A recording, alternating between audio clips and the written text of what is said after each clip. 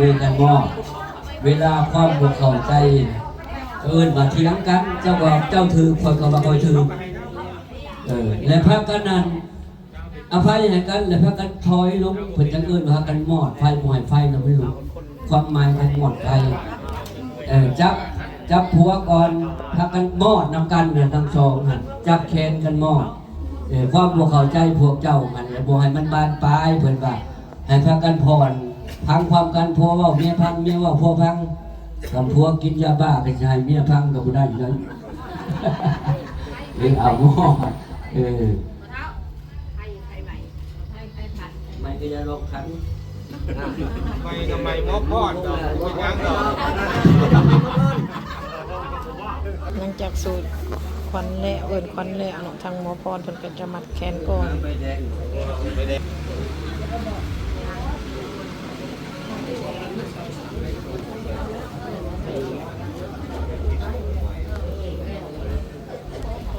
อันนี้ทางเจ้าบ่าวนี่ก็ซื้อคันติเด้อพี่น้องทางเจ้าสาวนี่ก็ซื้อสีญาพรเจ้าสาวลูกสาวของขันเล่นสาววงเนาะ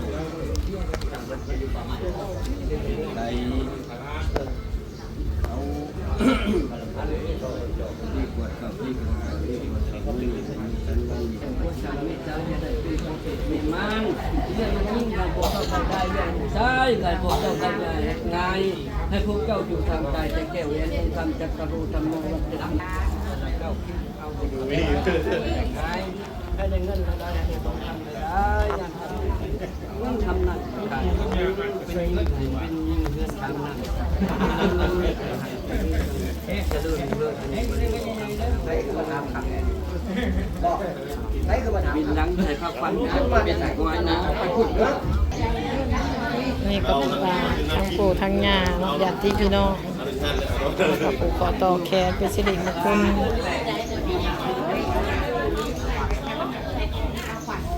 เจ้าบ่าวนะอยู่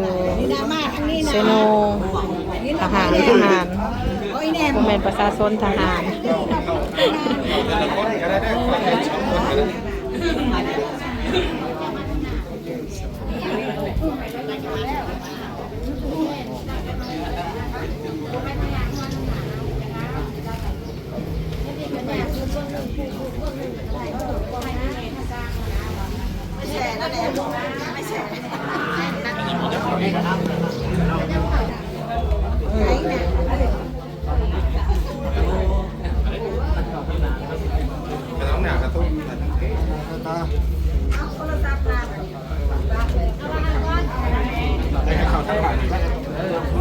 ข่าวขางที่เอาไปเลยครับปู่ย่านะไพ่ปู่ย่าเป็นคู่กันเขามาแล้วสมบัติสมมาได้ผู้เรียนแน่ๆถูกแค่แล้วจะมาซาพระควันแล้วมีป้อนไข่บ่มีบอกแม่แก้วอุดรมีป้อนไข่บ่มีนายบอกได้เด้อรสชาติให้พระเขาที่ป้อนเขาเจ้านะมียังแหน่ชมหวานเผ็ดเค็มชีวิตคู่นั่นที่ได้พบในสี่รสที่ไหนผัวเมียนั่นเมื่อสิพ่อเอากินคนได้บอกเขาเจ้าพวกเจ้าจะได้พบนี่ในสี่รสนี่ต่อไปนั่นเจ้าสาวแมนมันย่ำหวานมันก็หวานชีวิตคู่นอกคนยามันย่ำสมมีแต่ผู้ชายเป็นทหารสมให้กว่าไปสังมันย่ำพิษนี่แม่มันชีวิตคู่เหมือนว่าที่ได้พบในสี่รสนี่มันป้อนข้าวไข่นั่นเจ้าบ่าวเป็นทหารเจ้าสาวเป็นนักธุรกิจ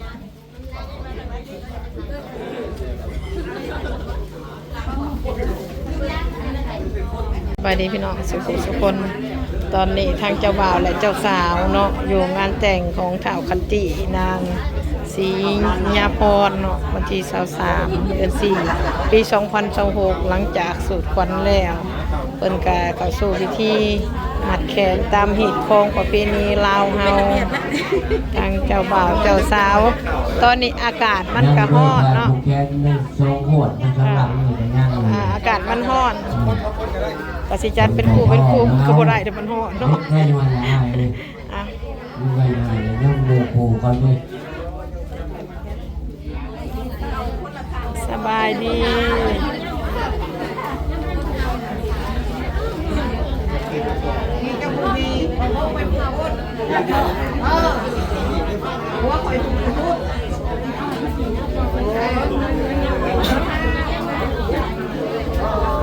อากาศมันร้อนพี่น้องผู้ใดกับผ้าปูเผาออก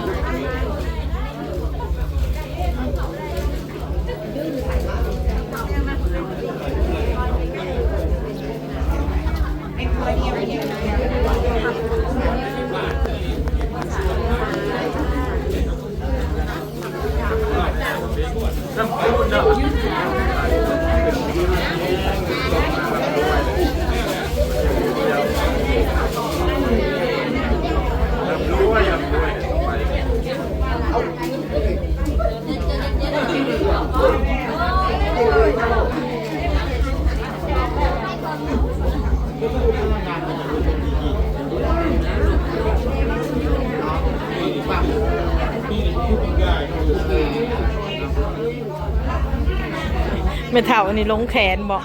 คือหมัดมิดนิ้วโป้งอ้าวไม่เท่าลงแขนเรา ลงแกนไปต้องแกนไป ผูกแขนผูกนิ้วโป้งถูกกับนี่เลย บอกดีใจนำให้เป็นผัวเดียวเมียเดียว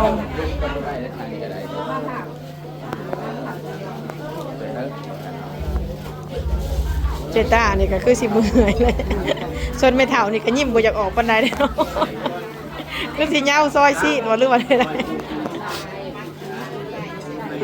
ทางขี่ทางน้องลูกหลานญาติพี่น้องทั้งสองกับสองฝ่ายเนาะก็บุกขอต่อแขนให้ทางเจ้าบ่าวและเจ้าสาวเป็นสิริมงคลตามหิของประเพณีลาวเฮา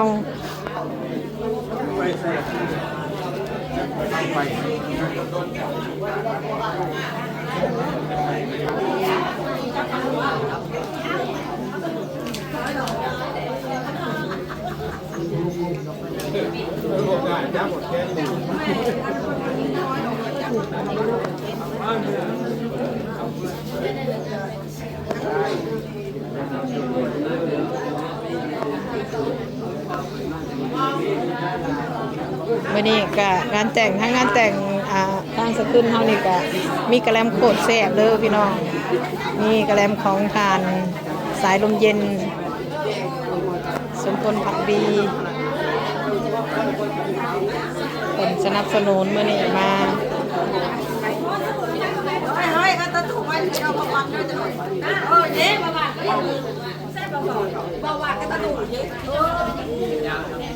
นี่สองคนเล่นคนนี้กันเล่น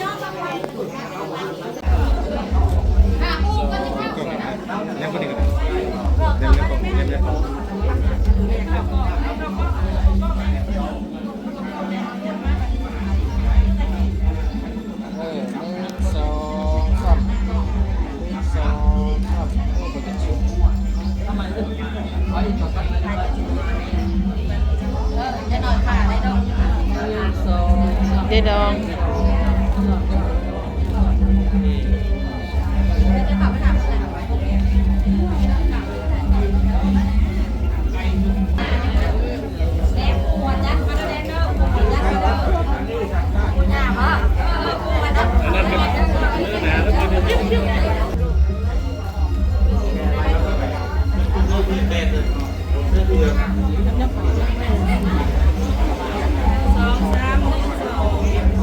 ทางนี้ทางคองสรุปก่อน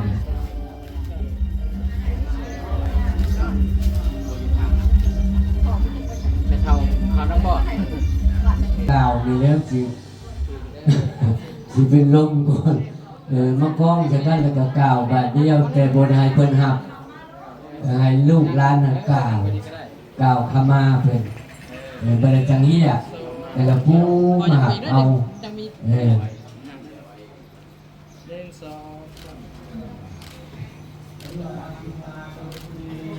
ยิงกะบ่มีหยังขออวยพรใส่ให้แด่คู่สมรสใหม่จงมีสุขภาพแข็งแรงแห้งปราศจากโรคภัยไข้เจ็บนานาประการ ส่วนว่าความเจ็บไข้วัดไอเรื้อนางส่วนว่าผู้พญาติให้อันนี้เป็นทางไกลปรารถนาสิ่งใดขอให้ได้สิ่งนั้นสมดังมาโน่หวังชื่อว่าผู้พญาอย่าได้มีมาต้องขอให้เงินคำนวณเกินคนทั้งโลกความทุกโศกกายเว้นให้อย่าได้มีวันมีบ้านในมื้อนี้ขอให้เป็นสตาแก้วเรียนทองห้องหนังเด้อให้สำนึกความหวังแค่อาจลุ่มปลูกของเหงากำบัดตื่นหงเศร้าให้พวกทานหงใสแสงกำบัดเติมยำแดงให้พวกเจ้าสายห้องดังแสงไฟฟ้าจัตโรธรรมาวัตันตีอายุวันโนสุขังพลังมันเอ้ยวิญญาณอาจารย์รวดจบ นี่เข้าสู่เรือนหอเนาะของหอแล้วตอนนี้พี่น้องหลังจากเสร็จสิ้นพิธีทางศาสนานี่พี่น้องหลังจากสูดควันแล้วก็จะเข้าของหอเนาะโอ้ยโดย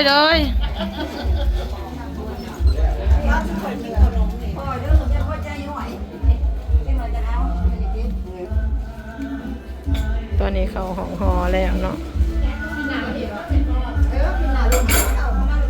เอาลูกลงมาเอาไก่ เข้ามาไปก่อนเข้ามามาทุกคนนะ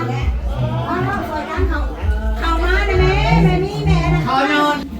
ในกล้องกับป้อนแต่ไข่ป้อนแต่ไข่เนี่ยนั่งเลยเด้อมือเอามาเชียร์ได้ไหมเจ้าคนต้องมาอะไรคนเดียวบอกมือทองบ่ได้ฮุบเงินก่อนละฮุบเงินฮุบทองก่อนนะ1 2 3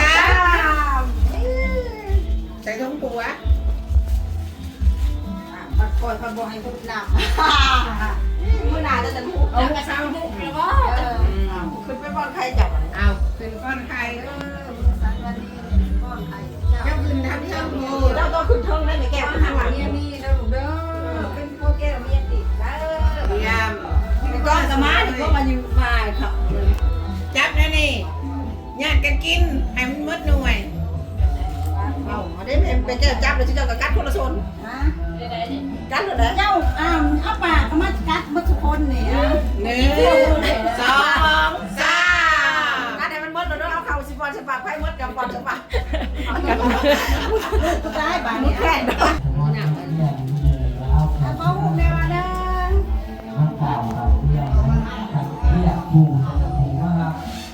ยับเข้ามาเลยพี่ไม่แก้วแล้วยับคนไงเข้ากันนะบ้านนี้สิจับเยอะมารุ่นวางเจ้าบ่าวกับเจ้าสาวโอ้เราให้เมียเราคำหวาน เอาข้าวหวานไปก่อนเอาข้าวหวานแล้วก่อน มาเบิ่งเจ้าสาวสิเฮ็ดให้เจ้าบ่าวเนาะบัดนี้เนาะ จับยังเห็นเนี่ยจับบอกเพชรตัวยาใจมันใจมันเลยใจมันเลยบอกใจมันเลยนะให้ใจจงใจเด็ดเด็ดนะเอาหอมจะแม่ชิงหอมกันดิหอมยอดดิแม่เต่าเฮ็ดใจหอม พอเท่าใหญ่พอจักเบิ่งยังกับพอจักเบิ่งอันร้านสาวกับร้านเอ้ยหอมแก้มกันเลยเอาละโอ้ให้ผัวเนี่ยหอมก่อนบ่เอาเมียบ่มาเอาผัวหอมก่อนอันนี้เมียหอมผัวบัดนี้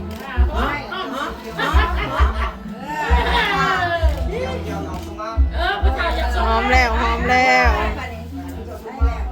สบายดีสุขคนหนึ่งสู่พิธีตามมีของประเพณีลาวเฮาหลังจากเขาหงหอออกมาแล้วสมบัติสมมาปู่ย่าแต่ละคนเนาะอันนี้ทั้งลูกไผ่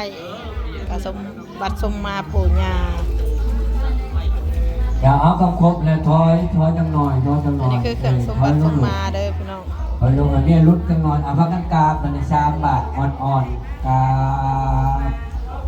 กาพ่อมกันจับขันเรียกว่าน้ำหลังก้มลงไหนนะโมตัสสะภะคะวะโตอะระหะโตสัมมาสัมพุทธัสสะนะโมตัสสะภะคะวะโตอะระหะโตสัมมาสัมพุทธัสสะนะโมตัสสะภะคะวะโต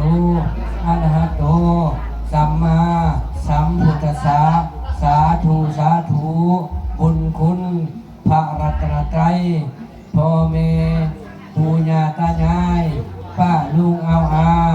มือนี้แม่นมืองามยามนี้แม่นยามดีมือดียามชอบมือประกอบวันดีพวกขน้อยทั้งสองได้มีมือ10 นิ้วพร้อมด้วยขันมาลาดอกไม้มายกใส่เก้ามาเท่าใส่หัวเพื่อขอคำมาลาโทษในมือนี้พวกลูกทั้งสองได้สิ้นความโสดหมดความบ่าวความสาวก้าวเข้าสู่ประตูวิวาห์เป็นผัวเป็นเมียกันแล้วเพื่อให้หมู่ขน้อยทั้งสองเป็นผัวเดียวเมียเดียวสร้างลูกพุทธคืนจึงได้มีขันมาลาดอกไม้มาหยกใส่เก้ามาเท่าใส่หัวกายหยาบกำมังวาจากำมังมาโนกำมังบาปปัจจุบันกรรมบาปเวลานกรรมบาปในอดีตกรรมสละผาดทั้งทิมพุ่งกายหาทิมกระตากายตาเหตุให้บรรดาทานมีความเจ็บเข่งแน่นใจในระยะผ่านมาในมื้อนี้พวกขน้อยทั้งสองจึงได้มีมือ10 นิ้วมาขอขมาลาโทษขอให้บรรดาทานจงอโหสิกรรมและโปรดปราณีแด่พวกลูกพวกหลานนั่นเถิดสาธุสาธุสาธุปาริสุทโธอนุโมทนาเนาะก็เป็นมือสังฆจีเป็นมือวันวิวาห์ของสหายคัตตีแล้วก็เป็นได้ดูแบบเป็นอะไรเป็นคนไปเนาะที่เป็นคนไปที่เป็นดอกคู่หัวเมียกันเด้อสละโสดแล้วมาศึกษามาเป็นของใจหักเดียวใจเดียวแล้วเนาะบ่ให้ปะให้ถึงกันสร้างลูกผูกขึ้นลงเลย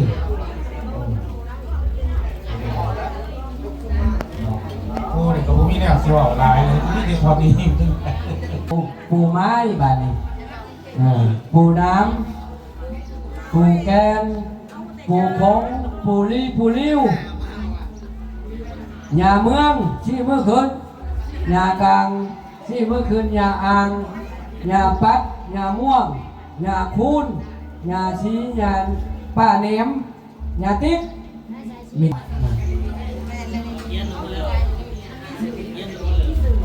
บ้านนี้เลยไปชมมาทางไผ่ยิ่งเรื่องบ้านนี้แล้วให้อันแม่ยิ่งนี่ถืออันนี้ให้ผัวนี่ถืออันนี้ไปก้มใส่จับใส่มดทางแม่ยิ่งแล้วก็เกี่ยวมาใส่ทางผู้ชายมดนั่นใส่แล้วก็มดเอามาบ้านนี้ไปพูดนั่งมาลุ้นกันครอบครัวทันนุกเนาะคนสิใส่เท่าใดป้าใส่หลายใบอยู่ได้พี่น้องคำคูณเอื้อยเท่าใดโอ้10,000 บาทเนาะแน่นอนเด้อธรรมดาของแท้ทันนุกพ่อภรรยาเนาะซอยเอื้อยเอาผัวลูกชายของทันเด่นสาภูวงศ์คุณแล้วทั้งหมดกับเชิญไปสู่โต๊ะอะไรโต๊ะอันVIPของมันเจ้าข้าทั้งสองกับจงไผ่แล้วทั้งหมดทั้งแก้วดองสองกันให้เพิ่นจักไว้ทางหางรอก็ได้หลายแท้เป็นเกียรติเป็นที่มึงสนุกแล้วบ่ธรรมดาเด้อเป็นหน้าบ้านต้องถ่ายรูปก่อน